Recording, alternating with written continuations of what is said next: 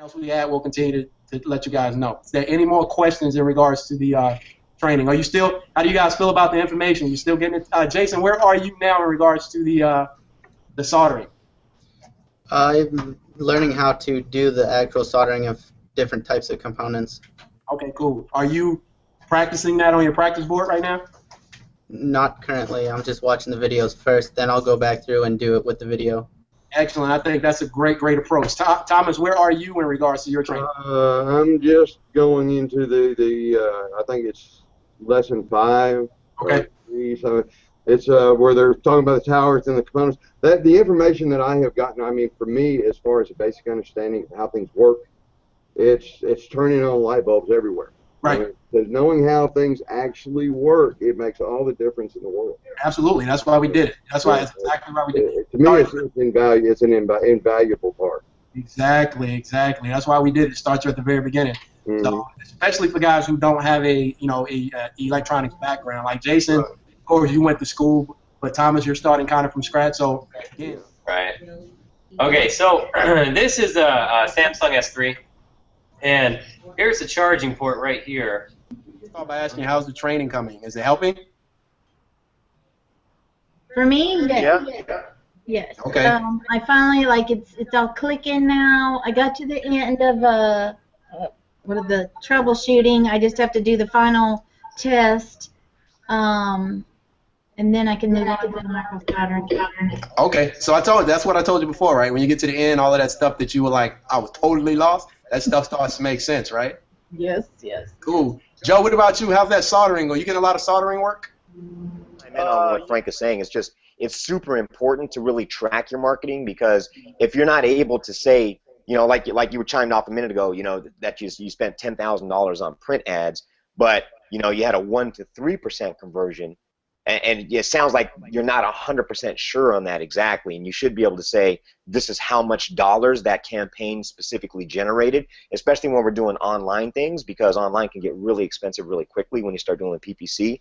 So it's really important to understand which campaigns are going to be the most effective, so you can turn those up and turn the ones that aren't effective down, right? So just to chime on what Frank is saying, that is absolutely the most important thing, is to get some sort of tracking mechanism in place, number one. And I think I'm not overly familiar with Repair Shopper. I haven't actually worked in the system, but I do know that it has some of that built in. Mm-hmm. So definitely spend the time. If it takes you maybe an hour or something like that to get that set up, that would be one of the most important things. Or even if you got to go old school and just get some paper or whatever, a spreadsheet set up, that's going to be super critical, because, realistically, when we get into the marketing stuff, we're going to tell you about how to create campaigns that pay for themselves, and it's going to be really important that you understand how to track that, so you know that, again, because if you get a campaign that's paying for itself, it's really easy to turn that up to generate more revenue versus just throwing money at things and not being sure, what's kicking off and what's not, especially as you're, doing this multi-pronged approach when it comes to marketing. Training, did you? I did. Okay, so you know what I'm talking about when I say the preheater, right? Yeah. Okay, so that preheater you guys can use, and that is very effective. It's different. There's different techniques and different styles of how to do the soldering. Some people choose to use just the primary heat, right, which is just your rework station. That would be your primary. Some people choose not to use the secondary. But in my advice especially for like S3s, I would definitely advise using a secondary heat, because it's not. You know what I mean? I have a hard time getting proper wetting when I do that. Do you? And it's different. Like I said, it's different strokes for different folks. Well, I'm not talking about with the preheater. I mean, just with I don't use a preheater because I haven't spent the money on one. Right. But my problem with the S3 charge ports is getting proper wetting. Right. You mean when you're putting it back on, or when you're taking it off? Where it's just us. You guys got any questions for me? Anything? I do. I'm probably premature with them. I'm just about to the end of the diagnostics, and we're into the equipment end of that. And the oscilloscope, would you recommend? I mean, you can find them anywhere from $60 to $2,000. Yes, sir. Just like anything else. Probably don't need just something to measure just a couple of different wavelengths. Well, the thing with the O-scope, so this is how the O-scope works. So the O-scope, you're only going to use the O-scope for 2 checks, and O-scope is all about now.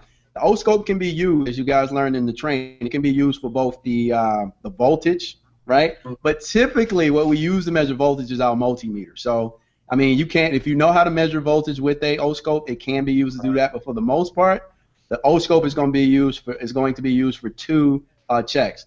That's and anything that has to do with a speaker. So that's your earpiece speaker, right, and your loudspeaker. And what you're checking for with the O-scope is you're checking for the sound frequency. So essentially, what you're doing is you're seeing sound as opposed to hearing sound, right? So the O-scope allows you to see the sound. So what you're doing, just like you learned in the training, is you're verifying that the sound is actually coming out of the speaker. So for example, whether that's the ear speaker or the loudspeaker. So for example, if a customer brings you a device and the device is not, you don't have an earpiece, the earpiece is not making any sound, right? There's nothing coming out of the earpiece. So what you want to verify, two things, right? We learned in the training. So you have your component level check that you're doing, right? Which it could be the component, which would be what? The earpiece speaker, right? Or it could be at a board level. That's the issue. So what these checks are designed to do, guys, is two things. It's designed to speed up your process in making a decision and help you make a more logical decision in regards to what the next step is. So what we're trying to do is save two things. We're trying to save time and we're trying to save money, right? And both of which are the same. Money is interchangeable in any business. So what that allows you to do is say, okay, let's do our checks to see if we have a earpiece speaker component issue. If we do, what's our next step, right? We order a part, right? We know it's the component. If it's not the component, we check the component and the component's okay, that's great. Now we know we don't need to order a part because our component seems to be working. Let's check our board level. So at the board level, we're checking for two things. We can check voltage on the earpiece speaker, and we can also check the sound, right, the output sound. So the voltage, when the earpiece speaker is active, we should get about anywhere from 2.1 to 2.5 volts. That's your operational voltage. So what that says is the voltage to my earpiece speaker is working properly. Does that make sense? Right, yes. So because again, just like you guys learned in training, every component on your device needs a operational voltage. It's just like, I use the example of plugging something into the wall, right? If I have, say, this, I've got this right here, this preheater, right? This preheater is not going to work unless I plug it into the wall, right? Right. So it's kind of the same thing with parts on your device, on your phone. Every external part needs to be plugged into the wall, which would be the board, right, in order to work properly. So, and what it's getting is a operational voltage. Does that make sense? This has a operational voltage. Without the voltage, it's not going to work. And the components are basically the same thing. So every component, that's why we do the voltage test at the board level. Because if there's no voltage, then essentially what we're doing is when we plug in that component, it's not getting an operational voltage. So that's one thing we check for. Now with the O-scope, which you were asking about, Thomas, with the O-scope, we can go further to verify whether we're actually getting a out. Because just because you have a voltage doesn't necessarily mean you're getting a sound frequency. Does that make sense? So sound frequency is what you see on the O-scope, which is explained in the training. Now with that being said, with the earpiece speaker, with the loudspeaker, with the microphone, all of those things have to be in an active state to measure properly. So an active state basically